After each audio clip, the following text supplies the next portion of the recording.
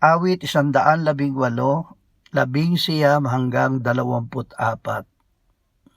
Buksan ninyo sa akin ang mga pintuan ng katuwiran upang ako'y makapasok doon at makapagpasalamat sa Panginoon. Ito ang pintuan ng Panginoon, ang matuwid ay papasok doon. Ako'y magpapasalamat sa iyo sapagkat sinugot mo ako at ikaw ay naging kaligtasan ko. Ang batong itinakwil ng mga nagtayo ay naging panulok na bato. Ito ang gawa ng Panginoon, ito ay kagilagilala sa ating mga mata.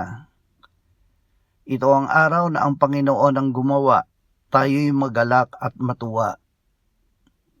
Magpakumbaba.